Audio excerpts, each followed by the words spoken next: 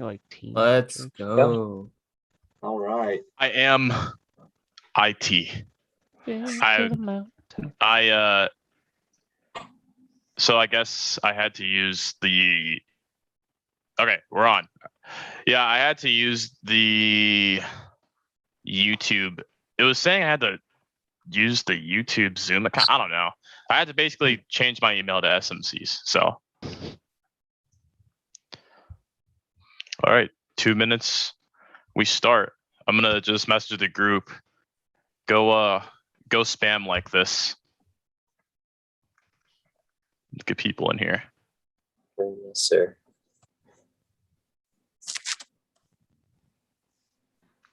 Chase, we lost visual on you. Yep, I know. I have to. Okay. Oh, are you doing this from your phone? Yep, I don't have a computer currently with a working webcam. Oh, okay. Computer's been getting worked on for the past month and a half now. Yeah, it's wild. Oh yeah, we're up. Share, copy link.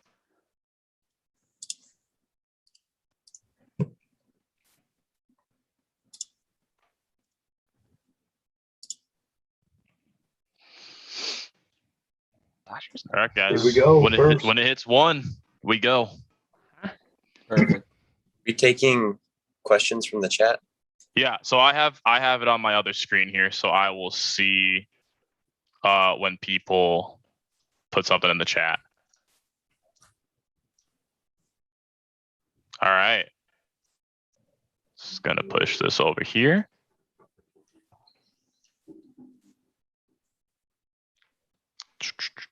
Okay. All right, everybody. Well, welcome to the first installment of the temporarily named SMC Show. It's going to be a sports show that's going to be first take ESPN style, where we talk about the best sports stories from around the world at all the major leagues.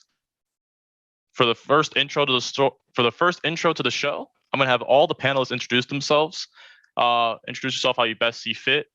To at least say your name and maybe your sport area of expertise. Let's start with Brendan. All right. Well, I'm Brendan Wheat, I'm Vice President here at Sport Management Club. And I'd say I'm probably going to be pretty strong suited for MLB and NFL content, but I'm looking forward to bringing what I can to you and all the other aspects of it. Guess move on to Ryan. All right. I'm a junior, but graduating at the end of next summer. I'm a treasurer here for the Sport Management Club on the exec board. And my expertise kind of falls under soccer, but I like to talk about all sorts of subjects. Let's hop over to Rishi. Hey, I'm Rishi Chandran. I'm the secretary of the Sports Management Club. And then I'd say my sports are basketball, football, and maybe we'll sprinkle in a little bit of UFC and NHL. Awesome. Let's go with Austin.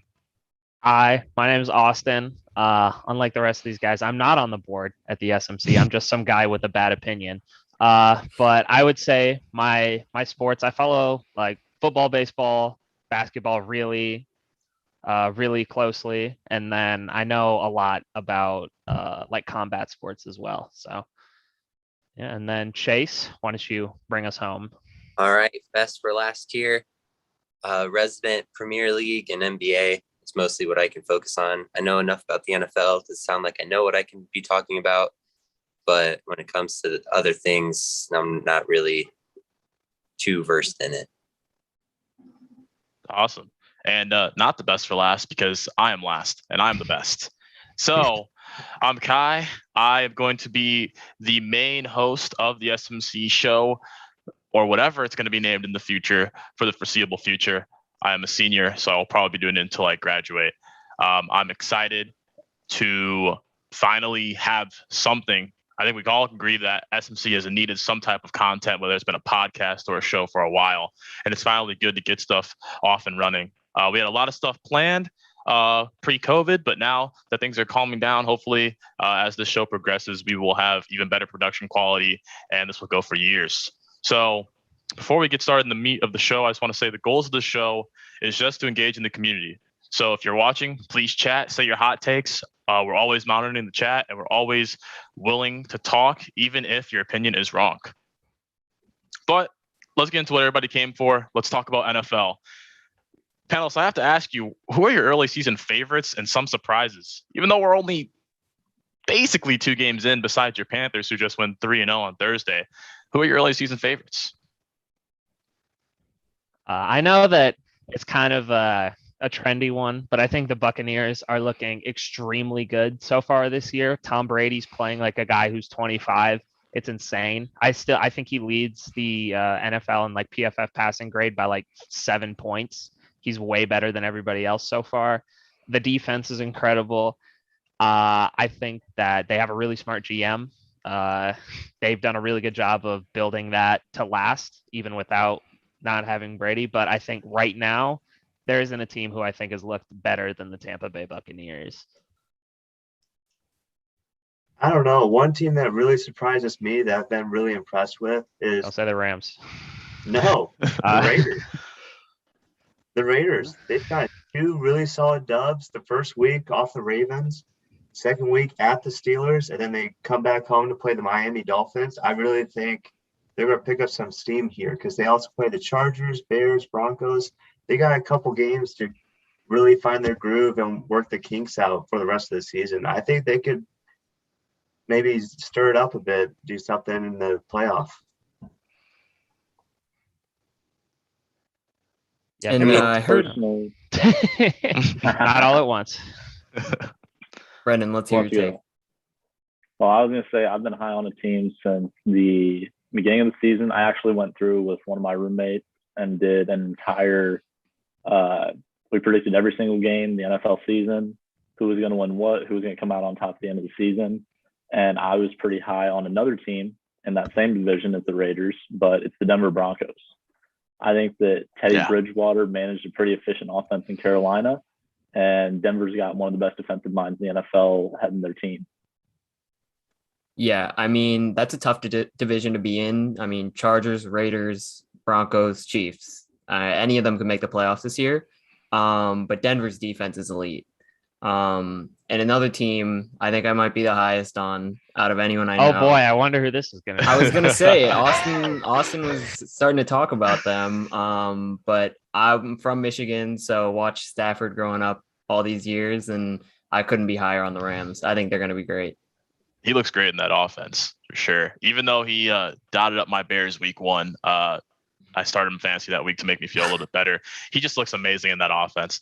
I agree with you, Rishi. I like the Rams, but this is going to be an interesting choice. I don't know if they're contenders or not, but I really think the Bengals are playing interesting in their first 2 games. I think that they haven't really, people didn't really expect them to do anything. And I mean, they did play against the Bears and the Vikings, but I think Joe Burrow, he's came back from that injury and he looks pretty decent. I think their receivers are looking pretty good, and I like the Bengals. I don't know if they'll make the playoffs, but I don't know if they're going to be bottom dwellers anymore. Okay, we're forgetting one team, though.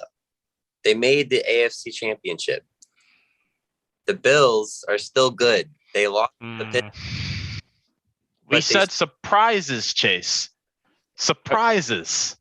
Yes, but they lost. People are bringing up contenders, and they're still the Bills. What's that on? They're saying you lose to the Steelers, though. That's my question. The Steelers are always good. Their defense is legit. Defense does not win championships. I don't care what anybody says. They have a bad quarterback.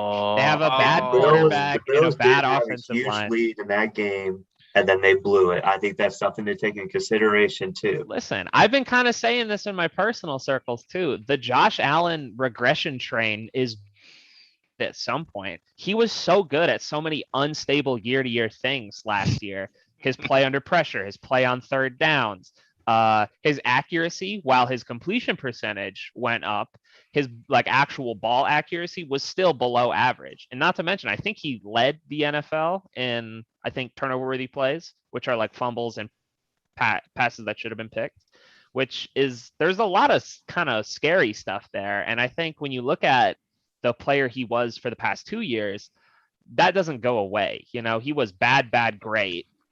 So he still has some of that tail behavior in him to be on the His 15th percentile is a lot worse than somebody's like Russell Wilson's 15th percentile. Good point. I do have to add though, nobody's hit the Panthers. So did we expect them to be 3-0 in the first 3 weeks of the season? I'm adding Austin Anderson here, who before the season said the Atlanta Falcons would finish better than the Carolina Panthers They still in will. the division. I Book don't it. see it. I don't see it. But what? How do we feel about the Panthers? I mean, they're 3-0. You know, Darnold's left New York. Matt Rule. I've always liked Matt Rule. I think he's looking good. What do you guys feel about them? Do you guys think they're legit? I think the week 2 is a statement to get people on the radar of the Panthers because The they played the 26-7 against the Saints. Yeah. Yeah, I mean, Saints are not a knockoff team, even with the new quarterback Winston in the backfield. I still think the Saints are a top-notch team that could just make the playoffs, maybe make a run. But I think the Panthers kind of made a statement like, "Hey, look at us. We're here. We're making a run, and we're gonna make the best of it." So I don't know. I think that's a statement game for them as of right now. On the flip side of that, they've also played the Saints, which is going to be a good team most likely, but they also played the Jets and the Texans. Yeah. The Falcons. All right. Never they didn't play the Falcons. Not expected to be good at all. For sure. So I'd also like to point out that when they played the Saints, they were missing half of their offensive coaching staff, which Saints makes a pretty big impact on the team. Gotcha. Yeah, COVID protocols. I know that during the game they said they were missing like their whole backfield coaches. I think their running backs coach and their quarterbacks coach were both out, and several other coaching staff members. Yeah, I think that's a great point. I think that's going to play a role in this season, and especially like the way I see that division. I mean, it's not exactly a hot take, but I've got the Bucks winning that division. I've got the Falcons finishing 4th, and I think between the Saints and the Panthers, what we're looking at is who's going to stay healthy, who's going to have COVID issues, and how do their 2 games against each other play out. I think that's how that division shakes out. For sure. So going into week 3 here, we have some pretty big matchups. I guess who is your guys' favorite? What's the favorite matchup going into the week? I mean, just naming some names, we have Raiders, Dolphins, Buccaneers, Rams, Eagles, Cowboys for Monday Night Football, Seahawks, Vikings. There's a lot of interesting matchups there. What game are you guys looking forward to this week? The one I got circled, the Aaron Rodgers revenge game. Can he beat the 49ers? Can he do it? I think he can, personally. I think that it's kind of bizarre that over the past couple of years, they've been the one team to like really give him fits besides, the Buccaneers last year. But it's like, I just don't understand whatever. That doesn't count. When you look at Aaron Rodgers, you think he's perennially a top 5 quarterback with his ceiling being the best quarterback in the NFL, which he was last year. And then you look at the 49ers who have fielded who? Garoppolo, Trey Lance. Like it blows my mind that the quarterback quality disparity between 2 teams can be so high, but the other team consistently beats the other one. It just doesn't make any sense to me. So I think that something's got to give here. And I think that the Packers will finally put that demon to rest. Sure. I just want to add in real quick. We have 2 chats. Noah Stranahan just said Arizona. So I don't know if he's really looking forward to the Arizona Cardinals going into the Jacksonville Jaguars or the Arizona Cardinals being 2-0. But I like that team. I think they're interesting. We also have Ryan Detling in the chat saying he has the Rams beating the Bucks this week. Ooh. I also have that. Yeah. I'd like to agree with that comment. And as far as Arizona, I actually have them beating out the Rams for the division. Mr. Detling and I actually have a wager going on that anyway. So I think with Arizona, it's like when they're a Super Bowl contender when you watch them play offense, and then when you watch them play defense, you're just like, what? But I think Kyler Murray is so good at he's in like that Russell Wilson vein of magician while also being an elite running threat because of his athleticism. So it's like when you combine that with what appears to be better play calling from Cliff Kingsbury, because I know that was a point of contention heading into the season, I think you have a team that will live and die by their offense, which I think isn't the worst thing in the world. Like I said, defense doesn't win championships, but at the same time, you got to have that support system to like, what's the word I'm looking for here? Kind of mitigate when your offense doesn't have a good day, insulate. Very It's true. funny they make those comparisons between Kyler Murray and Russell Wilson because, we haven't really heard much about Kyler Murray just because of, maybe Lamar Jackson, who is just getting a lot of the attention, where Kyler Murray, I mean, especially at this season, he's been doing the exact same thing as Lamar, just running that field and just creating so many opportunities for the team. For sure. So this also might be a small sample size, but I also want to talk about this quarterback class, this rookie quarterback class. This was a pretty hyped up class, and a lot of teams seem to have gotten their franchise guy, and that's what they've thought. Who's your guys' probably favorite performer of the week, and why isn't it Zach Wilson? I do not believe Mac Jones threw any interceptions. He looks good in that offense. Did he? I mean, listen, man. He looks comfortable. The thing about Mac Jones is I feel like you just like his floor is so high. He's like Kirk Cousins, If you trying to tell me you wouldn't draft Kirk Cousins like in this draft class, like number one, okay, I didn't think he should be the number one overall pick. But when you have a quarterback who's smart, accurate, and knows where to go with the football, and you like make your offense around him, you can get consistent winning results. And I think Mac Jones has proven early on that he's a lot better than people thought he was going to be, just because he gets all the small things about playing quarterback really well, and he's really good at some of the important things like accuracy. So I think Mac Jones has definitely been the best performer so far out of the 2018 class. Awesome. Real quick here before anybody else answers, we had Alex Nielsen send a chat saying, are Tennessee Super Bowl contenders? I just want one person to answer this. I'm going to take this because I have an opinion that might be controversial here. Go for it. Derrick Henry, at some point, I'm not saying this year, the wheels are going to not just fall off, they're going to come off the side of the car and fly opposite directions.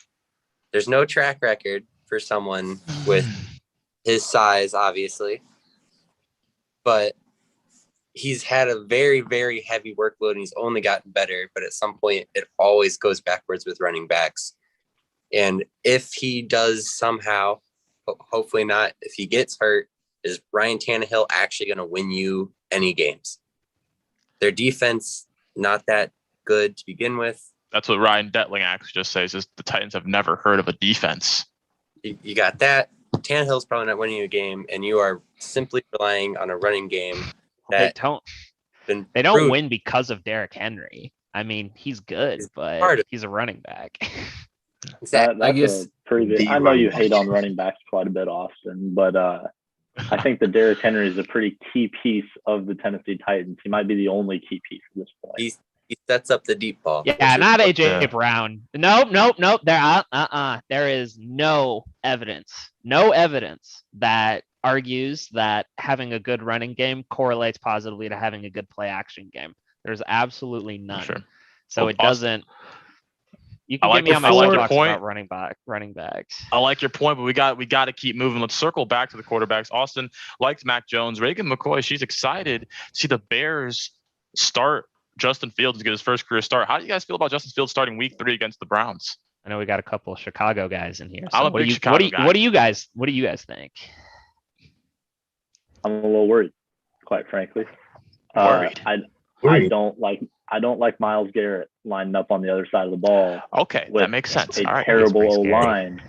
He's a scary man. I'm just concerned for his health and safety.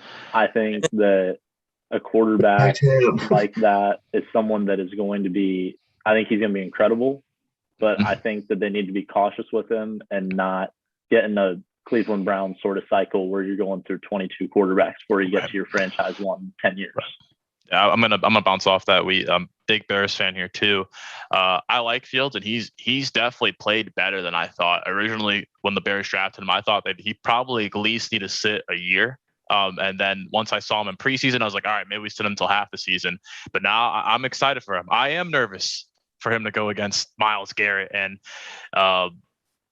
possibly, who knows, especially with that line. But we'll see. I think he'll play decent, and I think Nagy's gonna play it real safe, play calling wise with him. But yeah, I'm excited. So is anybody at least remotely surprised about how bad Trevor Lawrence has looked? I'm not surprised about Trevor Lawrence. Yeah. I'm surprised about Urban Meyer. I honestly thought he would be a better coach in the NFL, but so far it's not clicking. What's the meme? You don't have Purdue in your division anymore. Yeah. I don't know if this is a meme or I don't know if I'm pretty sure it was a quote from Urban Meyer, but I think he came out and said that it's like playing Alabama every week in the NFL. Wow. That's and I crazy. was like, man, so good luck to Urban Meyer. I don't think it's Trevor's fault. I think that he had a lot of pressure coming in. I even said that he's going to come in, he's going to struggle. He's not going to light up the league. I mean, he's playing on the Jaguars. You still got to give him some time. I think he'll be good, but I still think. Go ahead. It could be like a Joe Burrow situation where the first year is kind of rough, and then the second year maybe it shows some potential. Maybe it will progress, but we just don't know yet. Yeah, exactly. I think it's kind of going to be like an Andrew Luck situation. I know everybody compares him to Andrew Luck, but I feel like they do have a lot of like analogs to one another. They're both big, amazing athletes for the position. I think when you look at Andrew Luck's rookie year, you kind of see wasn't that great, a lot of turnovers. I think that, but when you look at the state of the Colts franchise when he came in after, their roster was pretty depleted after, Manning left and stuff like that. So I think if you give him time, he has all the tools to be the best quarterback out of this class, but it's just how much the franchise is willing to buy in to them as a player. I mean, when you look at the 2018 quarterbacks, all of the like good quarterbacks from that class, Mayfield, Lamar, and Allen, all have offenses that are all tailored to them. And I think that is really what's going to make or break some of these guys coming into the NFL. Sure. All right. Well, is there any last minute, any last takes, anything else you guys want to talk about NFL before we move on to our next segment? Falcons winning 10 games. I don't know about that one, Austin. Anybody else? Maybe over the next 3 years. Book it. Book it. All right. Well, moving on past NFL, we have MLB. MLB's heating up. There's only maybe a week or two left in the season before playoffs. Big MLB guys here. I think is Austin and Brendan watch a ton. What do you guys feel about the playoff picture coming up? Who are some contenders? What should we look forward to this postseason? I feel like I've been talking a lot, so Brendan, yeah, let's hear what you have to say. Austin, I'll tell you what, I'll take care of the National League because I'm focusing on that quite a bit. And I feel like you're a pretty big American League guy with especially the AL East. A lot of focus that direction. I know what your big team is. I do love the AL East. It's a good division. But no, so I've been very intrigued with the wild card chase and the NL West as far as the National League goes. I really want the Giants to hang on. I think what the Dodgers have done is insane. They've built the best super team in baseball history, probably, when they traded for Max Scherzer and Trey Turner. And Brandon, real quick, just for people that don't watch baseball, what would you compare the Dodgers to say like an NBA super team or what caliber of players are on that team? I mean, I'm saying like Golden State Warriors with Kevin Durant there. Honestly, I think it's more than that. Try like the 1992 gold medal men's Olympic team. Like when you look at how many good players they have at so many different positions, it's absurd. It doesn't make any sense. I mean, when you have infinity dollars, it does, but yeah, I mean, they have arguably the only thing that I would say against that, Austin, is that some of their huge names have been having slight off years, not tremendous off years, but I know Cody Bellinger's been struggling off and on. Mookie Betts was even down a bit early in the season. But at this point, a lot of it's starting to click. I think Max Scherzer has like a 0.3 He's ERA allowed, or something. yeah, he's allowed 5 runs in 9 starts. Yeah, it's insane. But so one thing that I would like to talk about, and I don't know if anyone else will really have an opinion on this, but who can beat the Dodgers, basically, is my whole game plan that I've been trying to make up for this. And at the moment, I'll tell you, I can't believe I'm saying this as a diehard Chicago fan, but I think the St. Louis Cardinals can give it a serious run at this point in the season. Yeah, listen, I'm no seamhead, but they're clearly the hottest team in baseball right now. I mean, here's what I was talking about this. I was talking about this earlier, but like they might be using all their good positive regression a little too early. I mean, look what happened to the Yankees. Everybody thought they were back after they won however many games, and now they might not even make the playoffs. So I don't know. Momentum is a real thing. I'll admit it. You can't quantify it, but I just think like. Are you talking like if they matched up in the wild card or like? Yeah, so like I'm talking for the wild card game. Oh, I think the only team that has a chance of beating the Dodgers in a series is the Milwaukee Brewers. I think the Brewers have the pitching staff to do it, but I don't think any other team in the National League has the pitching staff to keep up with the Dodgers and be able to match up with Max Scherzer, followed by Walker Buehler, followed by Clayton Kershaw, who are 3 of the top 6, 7 pitchers in the National League at this point, definitely top 10. It's ridiculous. And but so I would definitely like to see the Giants hold on, which the Giants have done something insane this year. I'm really still baffled at how they've managed to make it. I mean, they're similar to what the San Antonio Spurs were doing towards the end of their years, but basically without Kawhi Leonard. When they beat the Miami Heat in 2014. The Giants really, in my opinion, have no reason to be good, but they're holding on to first place. You forgot. In the toughest An odd year. It's an odd year. Say, I can give you one reason. It's an odd year. Ryan Detling also said the Rays are winning the AL. Yeah, there we go. That is a woke take, Ryan, in the chat. I appreciate that. Even though I actually think that the Houston Astros are going to win. Can we pivot into that? Is there anything else you want to talk about in the National League? Who do you think is going to win MVP in the National League, Brendan? MVP in the National League. So real quick, I want to clarify because he's like one room over. His first name is Rylan. Rylan. An L in the middle. Rylan. Y and A. Rylan. Yeah. Just Tell him I said sorry. I keep saying Ryan. I don't have my glasses on. Got old eyes. But who's winning NL MVP? Come on, there's a right answer here. So, hold on. I'm trying to remember who all. I need to look up who's in the race for that. AL MVP is going to be more interesting, but Big Fly Ohtani. National League MVP, I think my vote right now is on Bryce Harper. Yeah. Yeah. That's my man right there. I say I'm not giving it to Tatis with the way the season's gone up to this point. Yeah. So if we're going to pivot over to the American League, I think that it gets progressively more and more interesting as you go to the divisions. I think the AL Central is a complete snooze fest.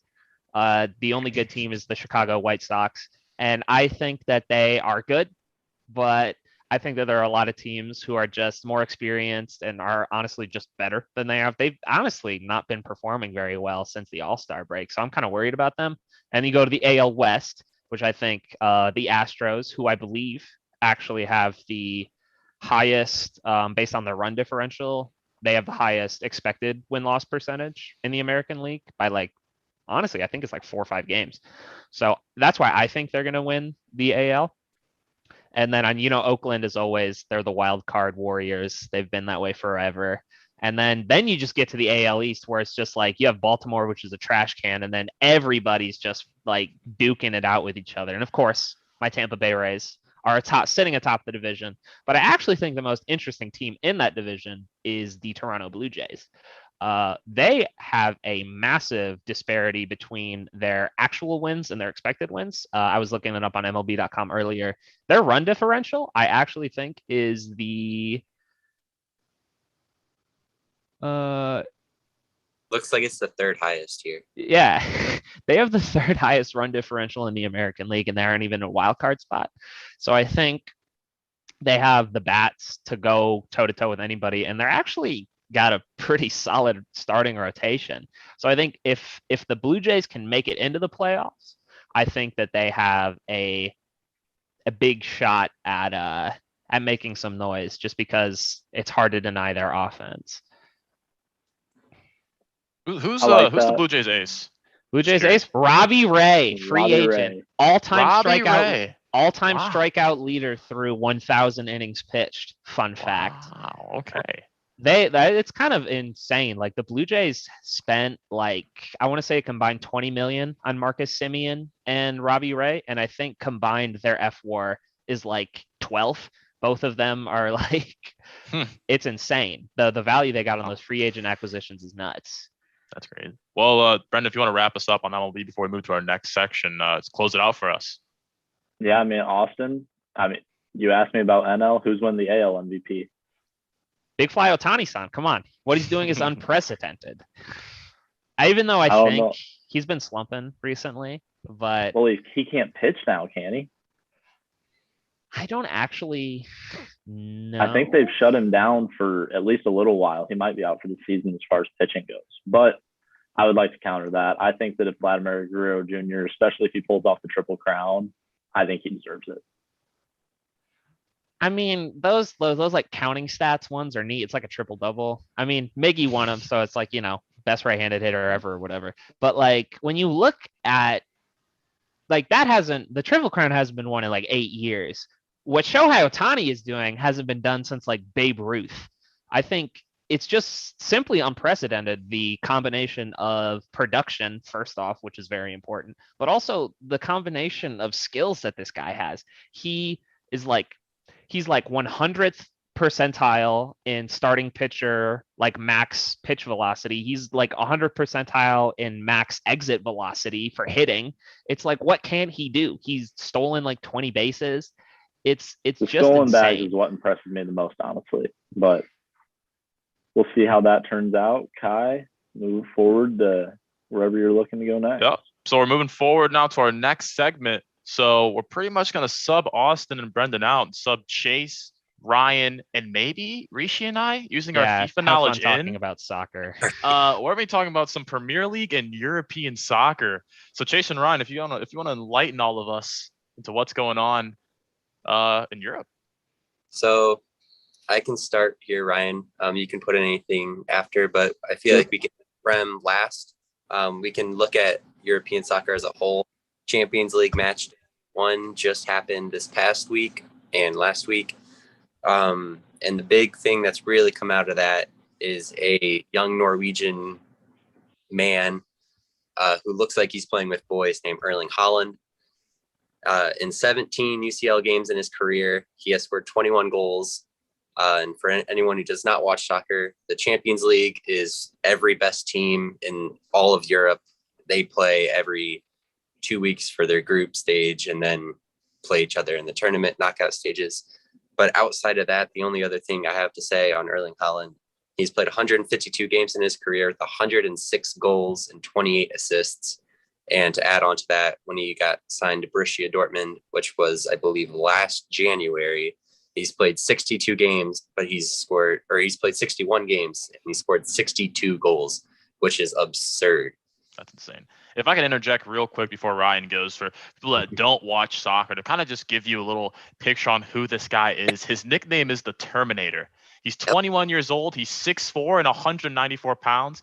And Chase, correct me if I'm wrong, wasn't he clocked at 22 miles per hour in one of his league games? I think he holds the Bundesliga record for top speed in a game at 6'4", 200. I think it was 24 miles per hour actually at a full sprint. 24. So this guy, he's a man. Just to give you guys a picture. But Ryan, go ahead. Honestly, you said it pretty well, but I would even critique it just a little bit. He is a coach's dream. He can do it all. He really can. I mean, he can head. He can make that run. He can check in. He's so elusive. I mean, there's a lot of young players in the coming up ranks of the European soccer that are kind of taking over the Ronaldo and Messi kind of GOAT status already. And this guy's one of them. I mean, he is just remarkable. Like he's fun to watch because he does everything right. So you're going to get the best quality player out of him. As soon as he came over to Dortmund, the very next transfer window, he had transfer rumors about teams trying to buy him from Dortmund already. Dortmund is pretty known to kind of take players at a very young age, build them up, and then sell them off to make more money. That's kind of like their little bit on how they run their club. And Erling Haaland, he is just a remarkable player. He will get you goals anytime you need it. He's about as reliable as they come. Sure. But it's just so fun to watch him and all the European soccer in the world. I mean, Chase had mentioned Champions League, and the thing that makes that league so enticing to watch is just the fact it is the best of the best. Like your Ronaldos, Messi, Erling Haaland, Kylian Mbappe, Neymar, all those players, they are not going to play in any other league but Champions League. That is the ultimate goal when these players are staying with the team or looking to change a team. That is a main focus. So it's a great talking point to kind of bring up with Erling Haaland because he will be there for years and years to come. Awesome. And then to kind of pivot here, we have a couple chats. Alex Nielsen said, Man City are done for. And Noah Stranahan responded with, we are winning the league with a bunch of red dots, which I have to assume is Liverpool, Chase? Yep. Liverpool's the Reds. I guess that's a pretty good switch. We can go to Premier League for that. I don't know how we're going to do this, but I think it'd be best if we do top four or my top four picks, and then Ryan can do his. And then if anyone wants to interject with anything at any time. So the top four of the past 2 seasons have been City, Liverpool, Chelsea, United. You can switch their order, but for the most part, it's been those 4, and it has been for those past 2 years. With looking outside, poor Leicester City just sitting in 5th. But for this season, we are 5 games through the Premier League season, and it does currently sit Chelsea, Liverpool, United, and then good old Brighton XG, which for anyone who doesn't know, XG is expected goals for. Brighton last season struggled at the bottom, but their XG said they were like a top, I think, 8 team. But for this season, I have City, Liverpool, Chelsea, and Manchester United again in the top 4. The big things really for each team is Man City. They don't have a classic number 9 striker. What a number 9 is, it is just a striker. They don't have Aguero anymore, who was their striker in previous years. I think for a decade. He was a legend at the club. I mean, he was like your Peyton Manning of the Colts. He's going to be a Man City player for life, really. The only thing else I have with City is we're really going to see what they're made of here. They have Chelsea, PSG, and Liverpool as their next 3 games. So you're really going to see if they really lack a finisher. For Liverpool, they struggled with injury all of last year, still finished 3rd in the Premier League. And now they have their key center back, Virgil van Dijk, back. Looks like Diego Jota, who has been playing as a false 9 striker for them, looks to be a great replacement for Roberto Firmino, who's been struggling recent years. Chelsea just won Champions League, as Ryan knows. He's a Chelsea fan. Thomas Tuchel, he's been brilliant since he's got there. Them and Liverpool both have scored 12 goals through 5 games and only allowed 1 goal. So they are looking tough. And then, of course, Manchester United, everyone knows Ronaldo just came back. A little less under the radar. Rafael Varane from Real Madrid just transferred in there. He has yet to play for them, I believe, but he should bring some defensive stability. He's won a World Cup. He's won 4 Champions Leagues with Real Madrid. Their only issue is really, if Ryan agrees, is Ole Gunnar Solskjaer really the manager who's going to be able to keep them in in any sort of contention? Yeah, that's an interesting point. Just because so for people who may not know or follow soccer, Sir Alex was the famous Manchester United coach. He's kind of founded Cristiano Ronaldo. He's kind of like the start of his success and everything like that. He's a very reputable coach, similar to a legend. And so Man United have had issues with their coaching staff. And Ale is kind of like Man United is kind of biting the bullet on him just because they've had so many manager turnovers, and he was promoted from an assistant position. So it's been interesting to see what he's been doing so far. But my thing with him is that they just don't seem to have a full identity yet. I think Ronaldo, when he's come in, he has helped, create an identity for them.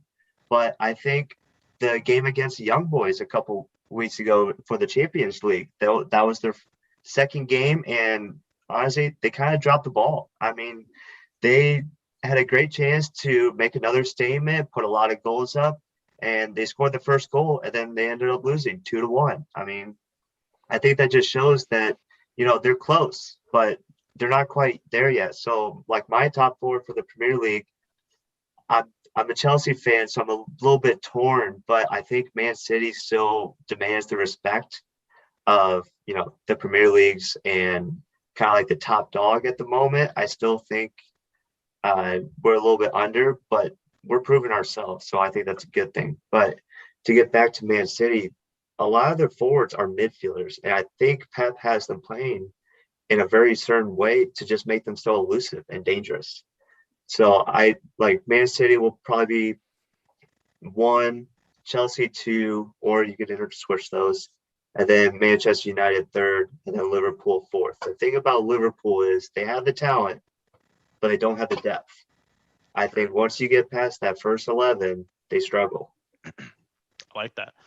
Just going to end the segment here with just talking about some chats that we got. Alex Nielsen, his top four are Liverpool, Chelsea, United, and then at that 4th spot, City or Tottenham. Shout out to Dele Ali, my favorite player. Noah Stranahan also said United's midfield is terrible when Fred, or who's Fred? Soccer people. Fred is a Brazilian midfielder for United. He has struggled in every game. Got you. Fred or Jesse Lingard are playing. So Lingard is false, Noah Stranahan. Appreciate it, but Lingardinho will lead. Lingardinho. But also for Alex's point, I am a Tottenham fan. Kai knows all about getting a message from me saying how Tottenham ruined my life every single match day they play. But Tottenham will not be fourth. As much as I love them and as much as I watch them, there's no way with their inconsistencies in the midfield that they can finish fourth. I do agree with Liverpool winning the league. I think they really do have a shot at doing it if they can stay healthy. That is a big if. As Ryan said, they are kind of weak on their depth.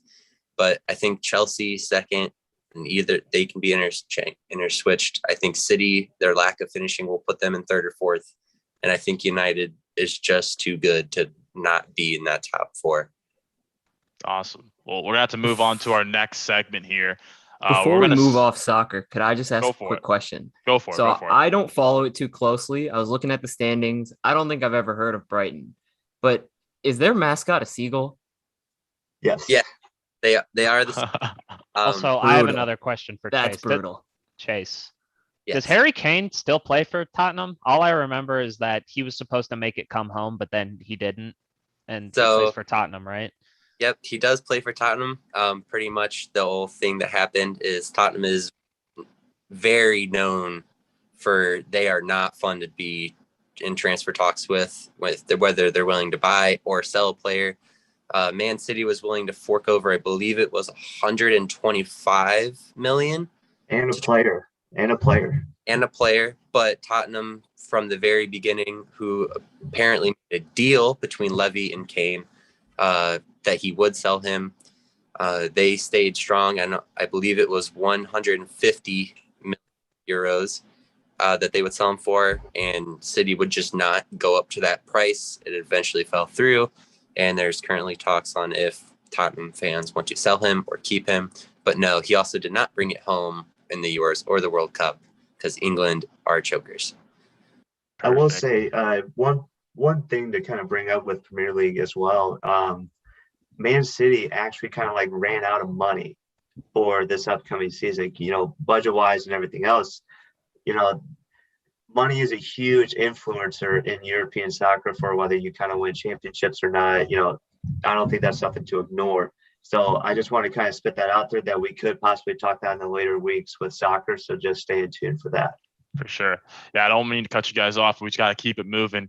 Alex Nielsen also said, to me, McTominay needs to play in the pivot with Pogba and allow Lingardinho to be creative, although he said Lings. But just to move on here, I think the Harry Kane was a perfect pivot to our next segment.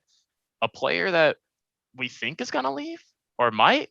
Let's go to the NBA and talk Ben Simmons right now. What is going on with Ben Simmons? I'm telling you, bro, it's 76ers. It is the Kendall Jenner effect. You cannot trust that woman to mess with NBA players. It's bizarre. But like the whole thing with Ben Simmons is, I think, a really interesting kind of debate, because I think there's actually a lot of talk about how good Ben Simmons actually is. Some people say he's trash. Some people think he's an all-star.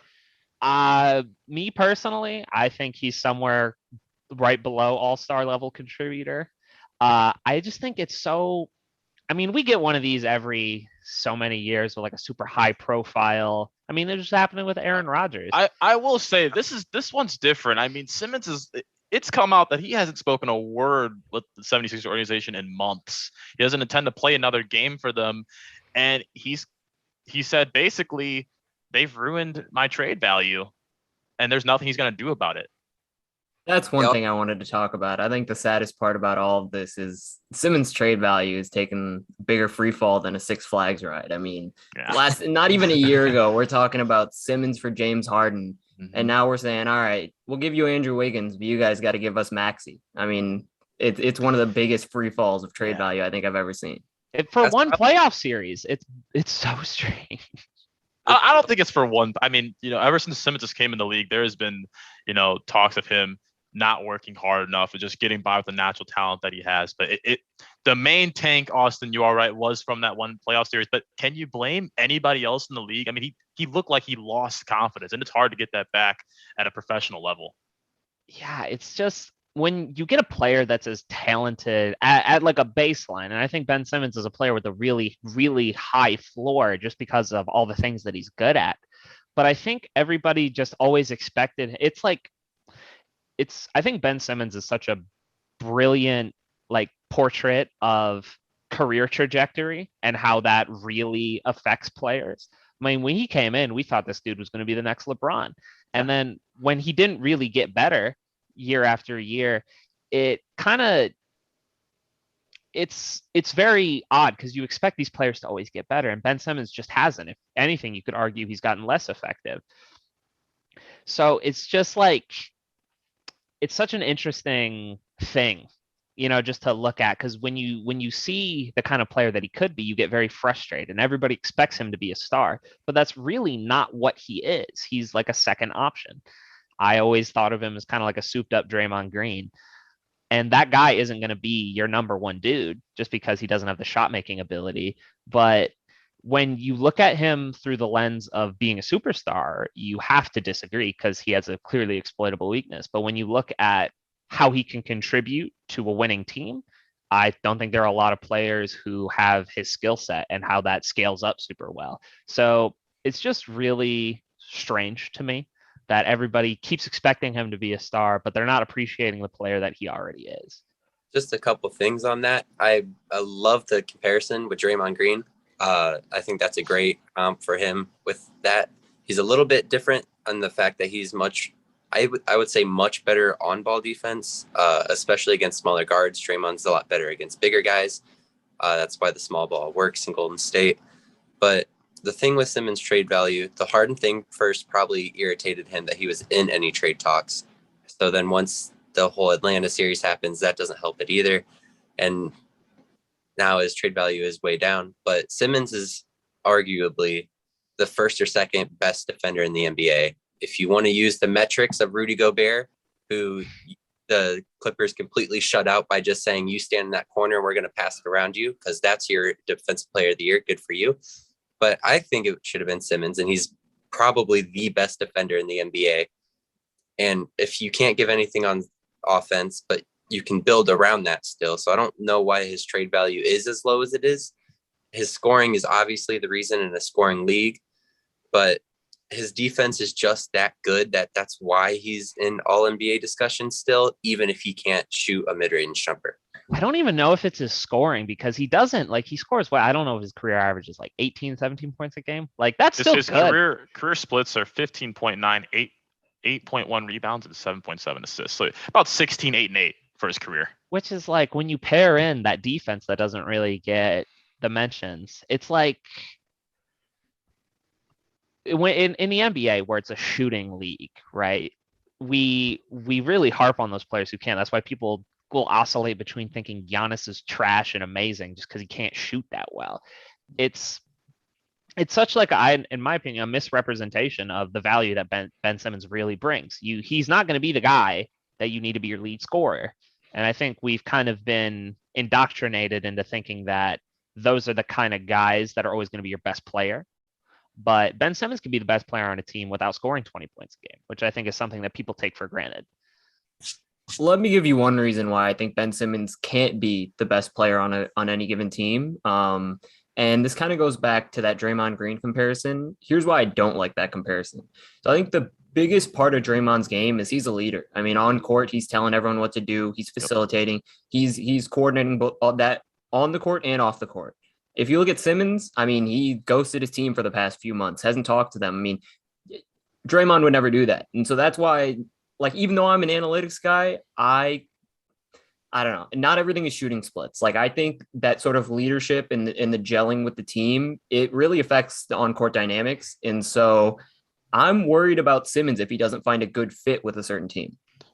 I also just want to add that Simmons just turned 25 years old about 2 months ago. He's still very young, and he's only been playing, and he's only played 4 NBA seasons. We haven't really heard much from you, Brendan or Ryan. You guys want to add on that? Would you give up on a guy with this much talent who just turned 25, or do you feel like the confidence isn't going to come back and it's time to ship him off? I think it kind of goes back to what Rishi said, where it needs to be a good fit. If it's not a good fit, he will not be the same player that he was projected to maybe be. There are analytics and numbers that say things, but I also do feel like, the team has got to gel him back together in a sense. And I think that's a huge fact in just where his mental head, I mean, I'm assuming he's getting mentally checked out and doing psychiatrists and doing those trainings, but, the team is just as important of a factor as him just playing basketball in general. But Brendan?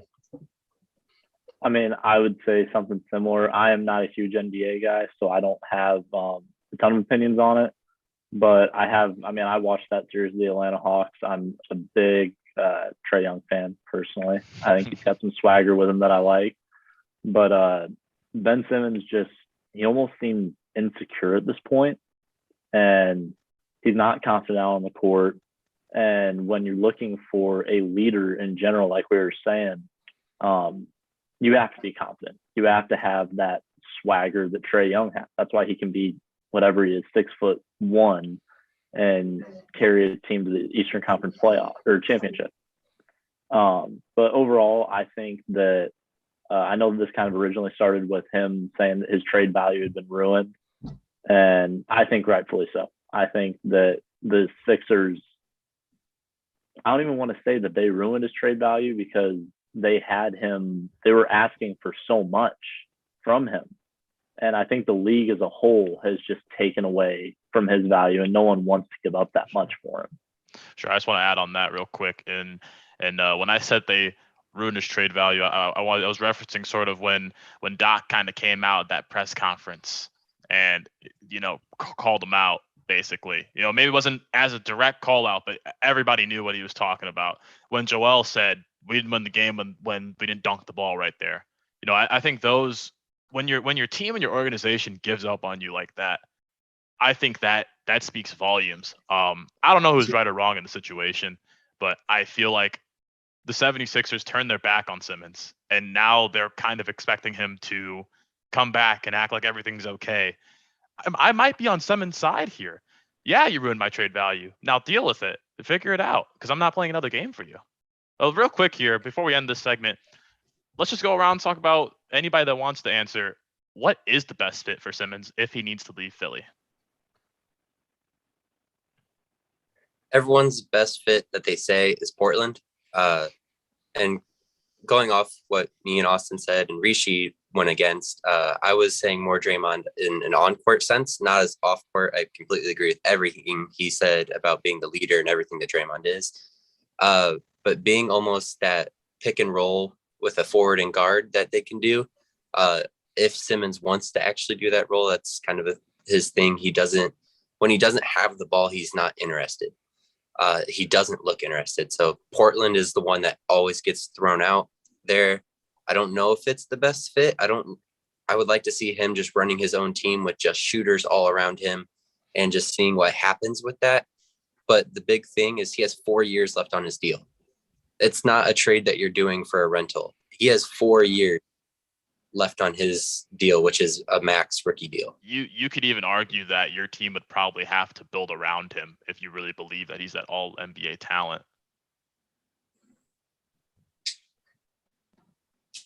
I know everybody, the Warriors one I think is very interesting because at his core, I do believe Ben Simmons would be a great Warrior, but he also is kind of redundant, I guess, in that, what he does, Draymond Green kind of does. He doesn't score as much, but I would argue that Draymond is a better defender. I think that one is really interesting, but one that I saw recently that I think is kind of interesting, the Toronto Raptors. I think that one would be really interesting because I think Nick Nurse is a great head coach, and he's managed to get very good seasons out of a lot of less than not big names. And I think when you look at Simmons' abilities as a downhill attacker, a defender, those are the kind of things that I think somebody like Nick Nurse could use really well and mold him into that perfect role. For sure. So going into the last 5 minutes of the show here, I just want all the panelists we're just going to go around, sign off, and say one hot take that we have that we can revisit in the upcoming week. Whoever wants to start. I can go on ahead. I've been holding on to one. So I think we had a great first show. I enjoyed having one on here. And one topic that we didn't cover today is college football. That's something that I've been enjoying watching quite a bit this season. And my hot take with that is that there will be 2 Big Ten teams in the college football playoff, and neither of them will be Ohio State. Wow. So who's the 2? Who's the 2 real quick? Just real quick. So I've been looking at schedule and matchups because when it comes to college football playoff, you can't have more than one loss. And I think it's going to be one of the Michigan teams coming out of the East. Don't say that, dude. That's never going to happen. As long as Harbaugh is the head coach at Michigan, they're never beating Ohio State. I said one of the Michigan teams. I think Michigan will beat Ohio State this year in the Big House. Yeah, I think they will. Wow. And I have Iowa coming out of the West.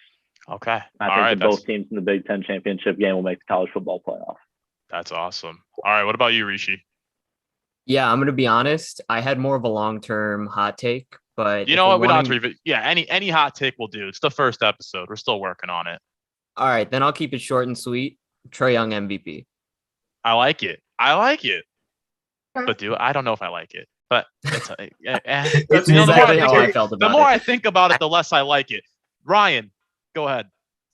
Next one for me, I'll do a soccer score line. Tomorrow, Chelsea and Man City both play each other 7:30 in the morning. I'll be waking up real early to go watch it, that's for sure. But I am calling the score line 2-1 Chelsea. Okay. I think they're going to pull it out. And, I mean, we'll see. I think it's going to be a test for both teams because they're both kind of like, in my mind, the top team. So I think it'll be a great test. But I'm going to have faith in my Chelsea. For sure. Real quick. Rylan, not Ryan, said Michigan is beating Ohio State this year. Dude, I love Michigan more than anything. That's where I would have went if I didn't go here. There's no way if Harbaugh's calling plays they're beating Ohio State. That guy's a moron. Austin, keep going. What's your hot take? Okay, my hot take, at this time next week, Friday, the Philadelphia Phillies will be first in the National League East. I think that they have been really hot since the All-Star break. Bryce Harper has been the best player in baseball in the second half. And I think that they play the Pirates for their series this week. And then the next series they play is against the Braves. It's 3 games. And I think that the Phillies will gut it out. I think Harper's going to cement his MVP case. And I think that, the Phillies have the arms, at least the starters, to keep up. And I think they will be first place in the NL East this time next week. Just to give some background to what Austin just said, the Philadelphia Phillies are behind 2 games to the Atlanta Braves. Yeah. 2 games. Wow. But they play the Pirates, who have the worst record, I believe, the second worst record in the National League. And then they play the Braves, which I think will decide the fate of that division race. So, all right. Chase, what do you got for us? We just talked about him. It's Mr. Ben Simmons himself. These fines, when the Sixers start handing them fines, they're going to add up, and they're going to add up very quickly unless he gets something scoped and then they can't fine him because it's injury related. I think he will play for the Sixers, or at a minimum, he is going to be on that team until the trade deadline. I got to say, I agree with you for sure. My hot take to finally close off the show, I got to say it, Justin Fields, Sunday against the Browns, 250, 2 touchdowns, 1 interception. Bears win 24-14. Never going to happen. I'm Cleveland's too good. Cleveland's too good. As the TikTok girls say, I'm manifesting it. It's gonna happen. But guys, it's been a great show. It's been great. It was awesome first show from us. I think that this is gonna be exciting. It was really good. I think we kept it. Glad we kept on pace here. To everybody that's watching, thank you for putting everything in the chat. Again, Rylan, I'm sorry for calling you Ryan. My bad on that. But thank you to everybody contributing in the chat, making the show fun. It was a fun first show, and we will see you guys next week. Peace.